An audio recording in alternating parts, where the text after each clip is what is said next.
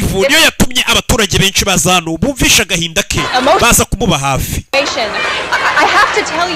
Reka mbabwire ngo iyi mbaga yose mubana ije gushyigikira umuntu uri kuregwa kwiba banki. Nubwa mbere tubonye ikintu nk'icyo abaturage bashyigikiye umuntu uri gushinjwa kwiba banki. Reba filime uriya mugore niwe wegega avuga ngo nta muntu umwe ndabona mpagaze iruhande nga nshyigikire none abaturage bose baje kumushyigikira. Mwarimu yoboye none ubu nitwe tuyoboye FBI ije gukaba. Umva fatira ya monitor. Susan, let me get you here. Wicara hano FBI yabijemo. This has been going on for hours. Bino bintu mumaze amasaha mu bitinza. We're just working on getting around. Turi kugerageza uriya mugore asohoke.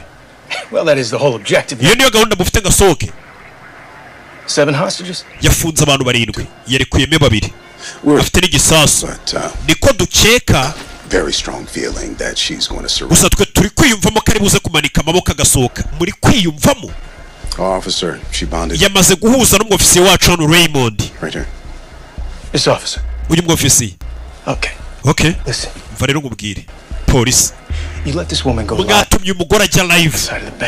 Abaturage bose babona ibye none akavuyo kabaye hanze bari kwigaragambya. Uyu mugore yishe boss we muri alimentation. With an officer. Afite imfungo, afite mu gisasa, afite imbunda.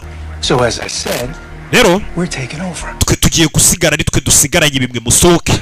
Chief Wilson. What's next? Uzikiri bukurikire. Federal. Iyi ni federal. We are taking over. Musoke. Ubu nitwe tugiye gufata hano. Dukurikirana operation ho yari igeze. Hewe. FBI je nta mikino bagira.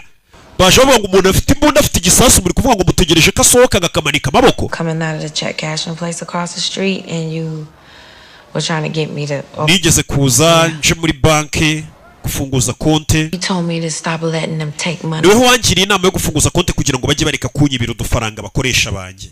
Kuko bakurya amafaranga. Nafunguye konte kubera wowe. Ni manager wa banki.